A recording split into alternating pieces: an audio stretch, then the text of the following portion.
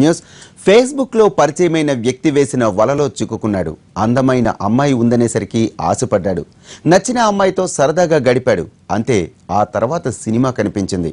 రాసలీలల దృశ్యాలు అడ్డం పెట్టుకుని ఫేస్బుక్ ఫ్రెండ్ బ్లాక్మెయిల్ చేశాడు. 6 నెలలుగా డబ్బులు గుంజుతూనే ఉన్నాడు. ఇప్పటికే లక్షలాది రూపాయలు సమర్పించుకున్న బ్లాక్మెయిల్ ఆగలేదు. చివరికి పోలీసులకు ఫిర్యాదు చేయడంతో ఆ మాయగాడు కటకటాల పాలయ్యాడు.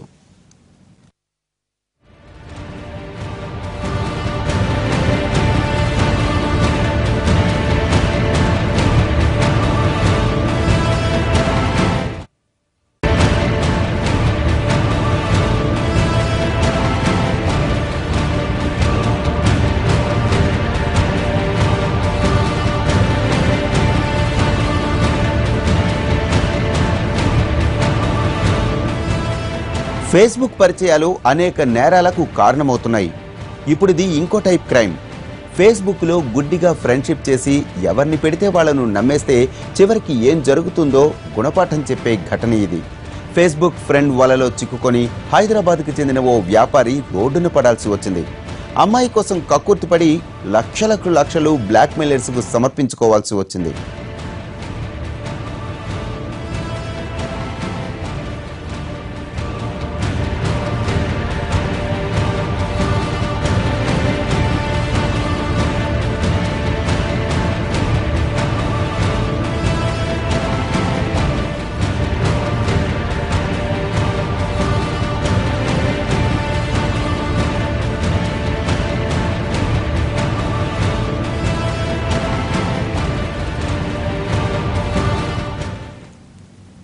హైదరాబాద్లోని బేగం బజార్ ధనవంతుల అడ్డా, వ్యాపారుల క్యారాఫ్ అడ్రస్.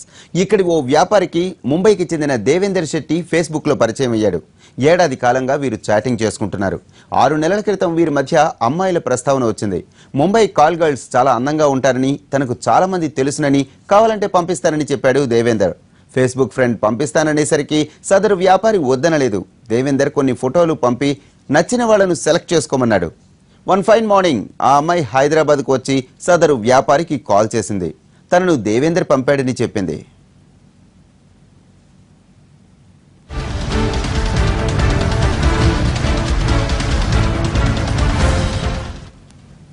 సీన్ కాస్త హోటల్కు మారింది. అయితే వ్యాపారి హోటల్ గదిలోకి వచ్చినప్పటి నుంచి వెళ్లే వరకు అన్ని సీక్రెట్గా రికార్డ్ చేసింది ఆ కాల్ గర్ల్. వ్యాపారికి తెలియకుండా అతని ఫోన్లోని కాంటాక్ట్స్ను కూడా తన మొబైల్లోనికి ట్రాన్స్ఫర్ చేసుకుంది. ఆ తర్వాత ఆ కిలాడి అక్కడి నుంచి ముంబై వెళ్ళిపోయింది. ఆ అమ్మాయితో ఎంజాయ్ చేసిన వ్యాపారి కాల్ గర్ల్ను పంపిన ఫేస్బుక్ ఫ్రెండ్కు థ్యాంక్స్ చెప్పి ఇంటికి వచ్చేశాడు. ఇక్కడ వరకు అంతా బాగానే ఉంది. ఆ తర్వాత అసలు సినిమా మొదలైంది. సదరు వ్యాపారికి కాల్ చేసిన దేవేందర్ శెట్టి వాట్సాప్ చూసుకోమని చెప్పాడు. వాట్సాప్లో చూస్తే కాల్ గర్ల్తో వ్యాపారి రాసలీలల ఫోటోలు, వీడియోలు కనిపించడంతో కంగుతిన్నాడు. తాను అడిగినన్ని డబ్బులు ఇవ్వాలని, లేకపోతే ఈ వీడియోలు, ఫోటోలు సోషల్ మీడియాలో అప్లోడ్ చేయడంతో పాటు మీ కుటుంబ సభ్యులందరికీ పంపిస్తానని బెదిరించాడు.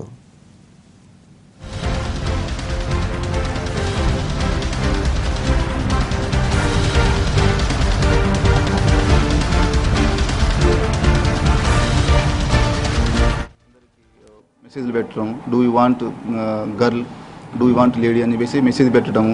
ఆ విధంగా ఎవరైనా మెసేజ్ దాని ఎస్ అని మెసేజ్ కొడితే వాళ్ళని అప్రోచ్ అయ్యి వాళ్ళ దగ్గర నుంచి వాళ్ళకు అమ్మాయిలను పంపించడము, అట్లా చేయటము. ఆ క్రమంలో ఆ విక్టిమ్ యొక్క ఫొటోస్ పిక్స్ తీసుకోవటము, మరియు అతని యొక్క పర్సనల్ మొబైల్లో ఫొటోస్ పిక్స్ తీసుకోవటం. వాటిని తీసుకున్న తర్వాత మళ్ళీ వాటితోని కొన్ని మార్ఫింగ్ చేసి ఆ వ్యక్తి యొక్క ఫొటోస్, కాల్ గర్ల్స్ యొక్క ఫొటోస్ మార్ఫింగ్ చేసి ఆ వ్యక్తిని బ్లాక్మెయిల్ చేయటము, ఆ వ్యక్తి ద్వారా ఆ వ్యక్తిని డబ్బులు డిమాండ్ చేయటము, లేకపోతే మీ వీడియోస్ కానీ ఫొటోస్ కానీ వాట్సాప్లో, ఫేస్బుక్లో పెడతామని చెప్పేసి బ్లాక్మెయిల్ చేయటము.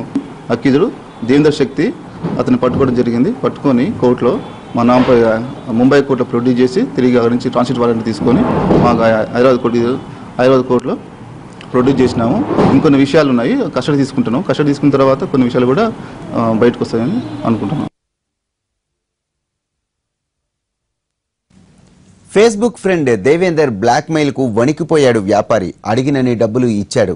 6 నెలలుగా 1/2 కోటి వరకు సమర్పించుకున్నాడు. అయినా ఆ బ్లాక్మెయిలర్లు డబ్బులు డిమాండ్ చేస్తూ ఉండడంతో విసిగిపోయిన వ్యాపారి సిటీ పోలీసులను ఆశ్రయించాడు. కేసు నమోదు చేసుకున్న పోలీసులు దేవేందర్తో పాటు అతనికి సహకరిస్తున్న అమ్మాయిని అదుపులోనికి తీసుకున్నారు.